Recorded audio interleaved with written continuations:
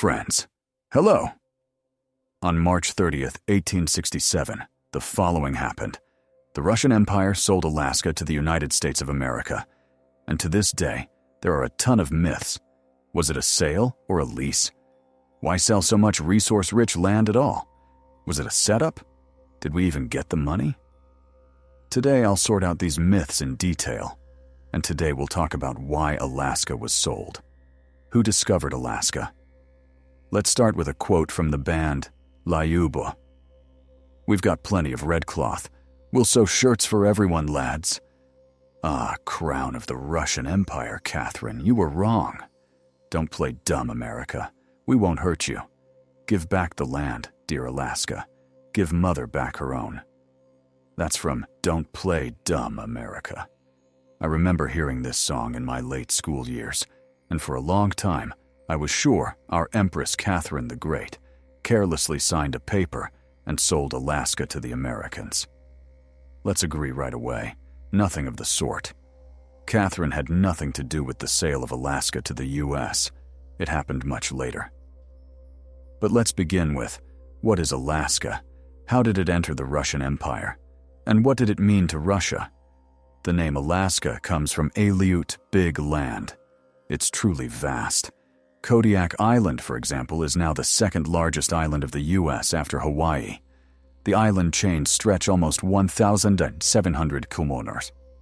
Alaska is washed by the Arctic Ocean and the Pacific. The continental part is a 700-kilometer peninsula. Overall, it's a mountainous land, with more volcanoes than the entire rest of the U.S. What was good about Alaska? First, of course, the native peoples Aleuts, Inuit, Eskimos, and Indians, who practiced traditional hunting and fishing. Fur trade, hunting fur seals, sea lions, seals, and sea otters, kalins. I'll return to sea otters in a moment, and fisheries. Salmon and many other species from cod to herring in Alaskan waters. Another striking fact, 41,940 kilometers are covered by glaciers, about the size of the Netherlands. So Alaska is immense. It's believed the first Europeans to see Alaska's shores were members of Semyon Desnyov's 1648 expedition. Legend says they sailed through the Bering Strait from the icy sea into the warm one, but they didn't land, just sighted the coast. For a time, the sovereign's gaze forgot about Alaska.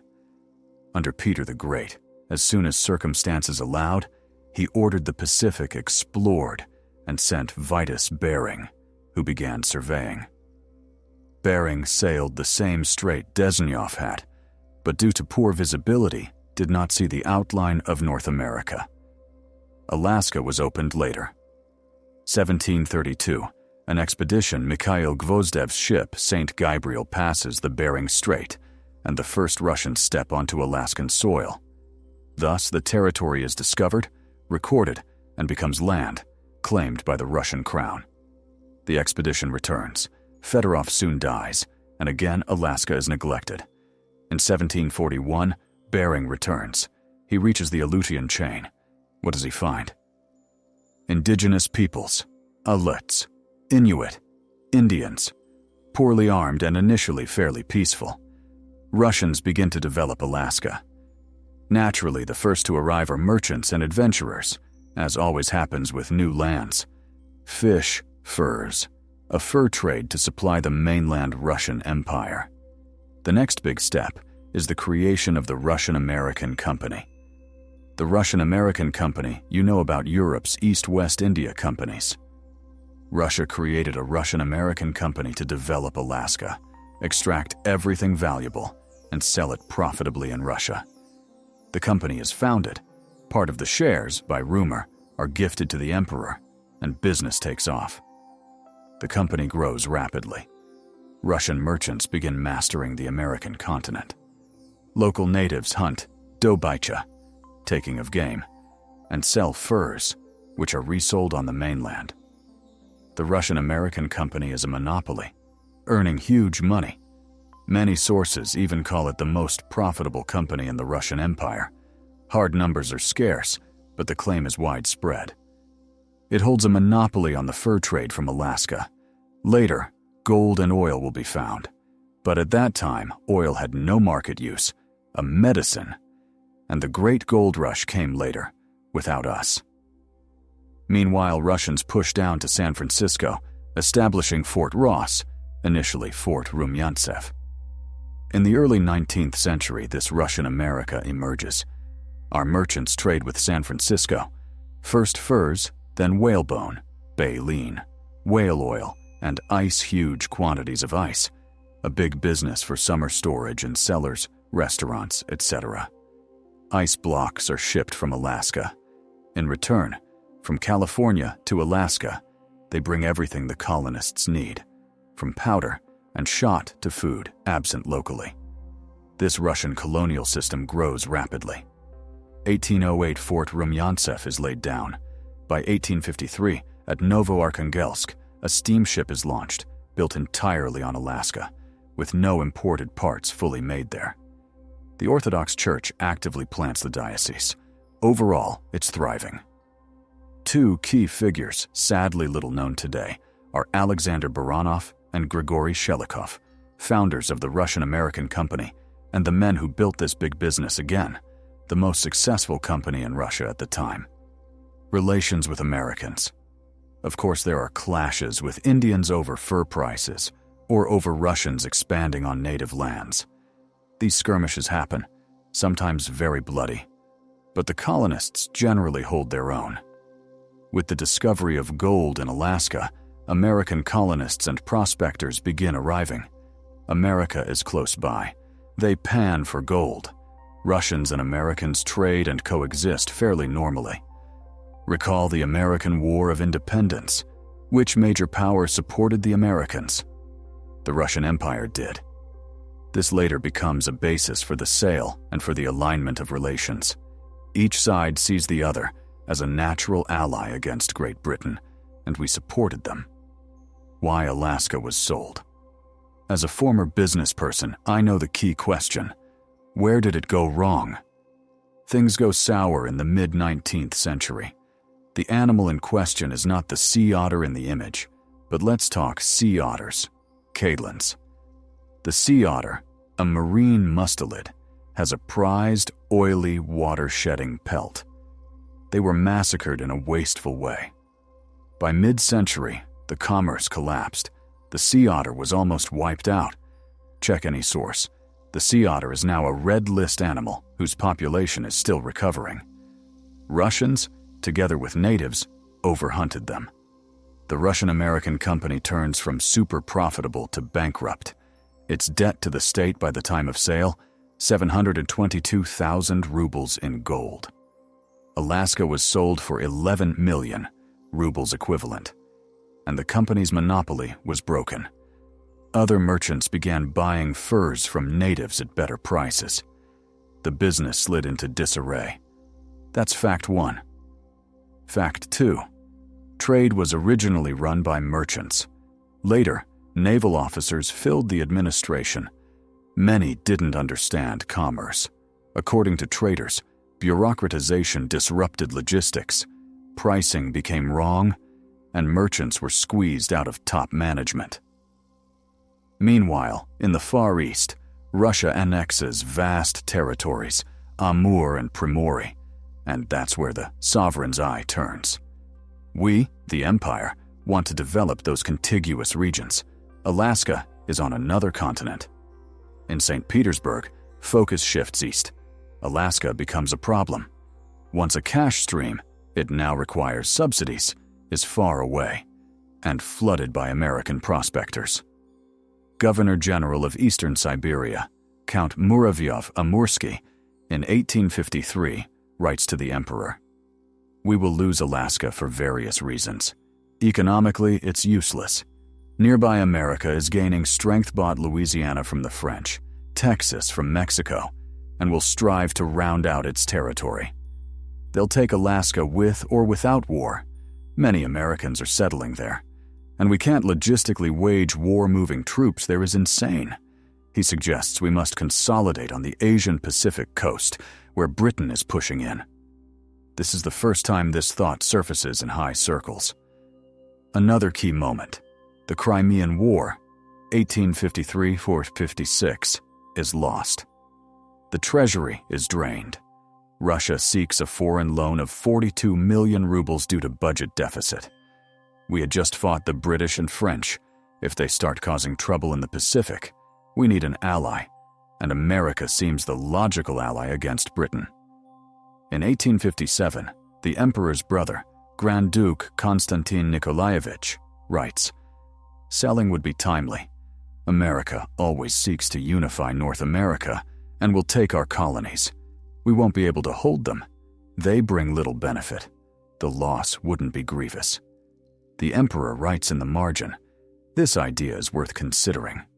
Consultations with the U.S. begin, but then the American Civil War breaks out. Russia backs the federal government. We're the only major power to do so. Relations are excellent, and we share a common foe, Britain. Two more factors hit: supply problems. Even with all that salmon, you can't live on just fish. Logistics are disrupted by the Civil War. Shipping from Russia is impractical. And Indians begin uniting. Several tribes form armies. Real wars with Russians erupt, very bloody. We sometimes win only at high cost. Talks with Americans resume. On December 16, 1866, a final council on Alaska decides. Present: the Emperor, Grand Duke Konstantin, Foreign Minister Gorchakov, Naval Minister Krabbe, Finance Minister Reutern, and of course Eduard de Stoeckl, the envoy in Washington, who plays a major role. He says, Americans aren't exactly eager. They have problems of their own. Look to California and the South. Couldn't care less about Alaska, and many oppose the purchase. So what should we do? First, run a PR campaign to paint Alaska as El Dorado. Second, buy our time-honored tradition pay bribes, $120,000, to senators who will support it. Stoeckl heads to Washington, selling Alaska. The deal, you might ask, wasn't America not yet the America we know? Why talk of rounding borders, war, etc.? Because of the Monroe Doctrine, the U.S. declared the Western Hemisphere free from European colonization. Any European move near U.S. borders would be seen as a threat and met with force. This is a foundational U.S. foreign policy document. So yes, Americans would eventually seek Alaska. The Grand Duke and Muravyov-Amursky were forward-looking and drew the right conclusions. Stoeckl goes with imperial authorization to sell for $5 million. For context, 12 southern states, plus Louisiana, were bought from France for $15 million. California from Mexico, California alone, also $15 million. So $5 million seems reasonable. Not everyone in America wants it. New York Herald mocks the deal. We'll acquire 50,000 Eskimos whose breakfast is half a bucket of seal fat. Derisive coverage. Nevertheless, Stoeckl is effective. He distributes bribes, coordinates the press, likely greasing palms, and works with Secretary of State William H. Seward, a supporter who gets savaged by the papers. In St. Petersburg arrives Captain Fox, a congressional emissary, thanking Russia for supporting the Union. Relations are excellent. Did we offer it to anyone else? There's a claim we floated it to the Grand Duchy of Luxembourg, possibly myth-making to show Americans there were other bidders. Authorized price, $5. Negotiations begin. President Andrew Johnson is skeptical. Press is negative. In Russia, the talks are highly secret. On March 5, talks start. Stoeckl smartly opens at $7.2, knowing he'll discount. By March 31st, negotiations wrap, and Americans agree. The treaty is signed on March 30th, 1867. What the U.S. got: they received the entire Alaska Peninsula, the boundary along 100 from Greenwich, a 10-mile coastal strip south of Alaska, along the west coast of British Columbia, the Alexander Archipelago, Aleutian Islands, the Near, Rat, Fox, Andrianoff, Shumagen, Trinity, Umnak, Unimak, Kodiak, Chirikov, Afognak, and many smaller islands. Islands in the Bering Sea, St. Lawrence, St. Matthew, Nunavak, and the Pribilof St. George and St. Paul. Total area, over 1.5 million km², huge. In money, 7.2 million money then. Recall, 12 states for 15 million. Here just Alaska for 7.2 mandors. But by hectare, it's 5 cents per hectare, which feels humiliating. On April 19th, the Russian-American company leadership is notified the lands are no longer Russian. On May 3rd, the U.S. Senate ratifies. On October 18th, 1867, at 3:30 p.m. local time, Alaska officially becomes U.S. territory. There's a colorful legend. During the flag ceremony in Novo-Arkhangelsk, the Russian flag snagged. A sailor climbed the mast to free it, fell onto Russian bayonets, etc. American reports are dry. Ceremony without pomp, papers signed, hands shaken. Another legend. The American flag tangled, then a wind tore it. Alaska didn't want to leave Mother Russia. Legends aside, 2 months earlier, Russia received the money. We'll discuss that next. What remained with Russia, all Orthodox churches and property, remained under the church. Americans left them, and also guaranteed, on request, to provide archival extracts and documents, births, marriages, etc. Why so many churches? Because many natives converted to Orthodoxy. After the transfer, U.S. troops entered Sitka, new name for Novo-Arkhangelsk. General Jefferson Davis ordered all Russians to vacate their homes. There are reports of looting at St. Michael's Cathedral and private homes and shops. The check for the new lands was handed to Stoeckl on August 1, 1867, a few months after the deal. Public reaction in America. We bought Alaska. Many for, many against. Press split. Political elites argued. In Russia, it was taken as a defeat. The treaty was signed in March under high secrecy.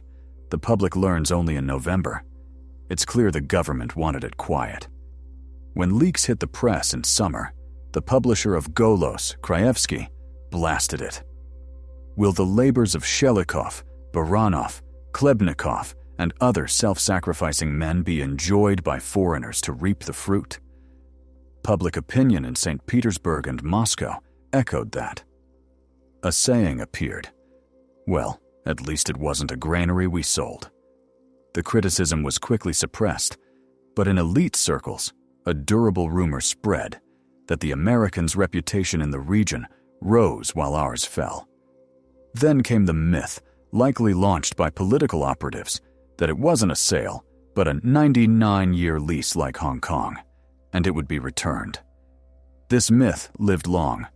We didn't sell anything. They must give it back. In reality, Alexander II sold it. Catherine was long dead. On the international stage, the U.S. boosted its reputation. The deal shocked Britain and France. British papers screamed collusion between Americans and Russians against the crown. The deal primarily benefited the U.S., and one can see America's rise beginning with the Alaska purchase. Where did the money go? Now the realm of rumors. Rumor 1. Russia never saw the money. Why?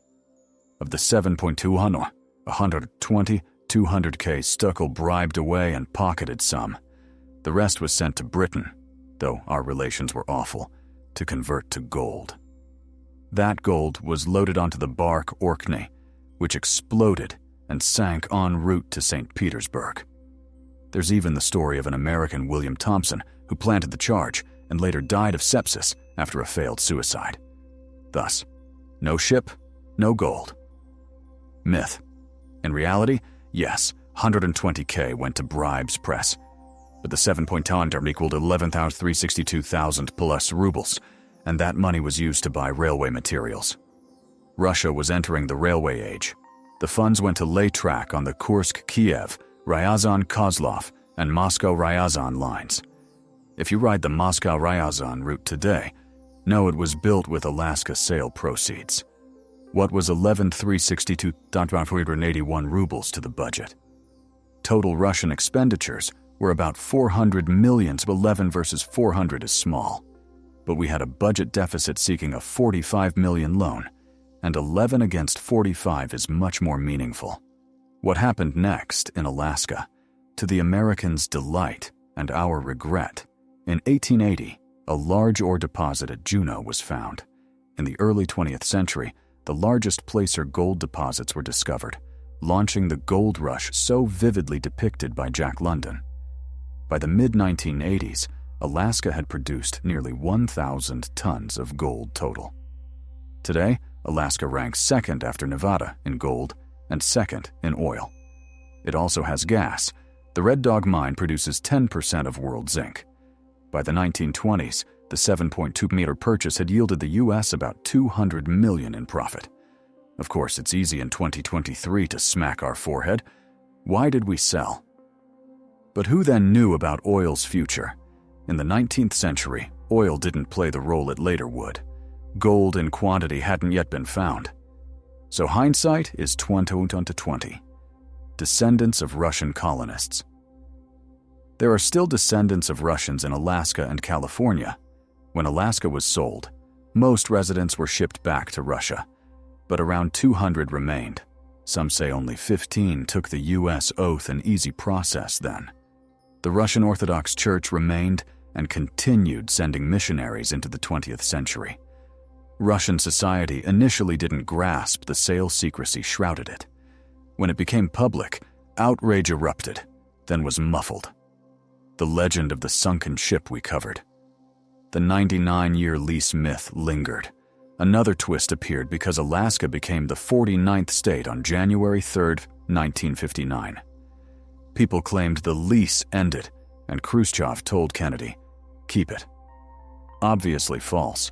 No documents, only Cuban Missile Crisis correspondence exists. Nothing about Alaska. In 2013, an NGO filed a lawsuit in the Moscow Arbitration Court, claiming America underpaid. The court refused to consider it on the merits, but the claim existed. Bottom line, there's no conspiracy. The sale was driven by geography, focus on the amour for primori, foreign policy, budget hole, alliance calculus, and economics, RAC collapse. It was a sober decision by the emperor. From a 19th century vantage, we sold a territory we might otherwise have lost for free. Later, with technology, instead of sea otters, golden calves thrived there. But no one knew that then. So the Liub lyrics about Catherine and Give Back Alaska have no historical basis. Thanks for watching these history episodes.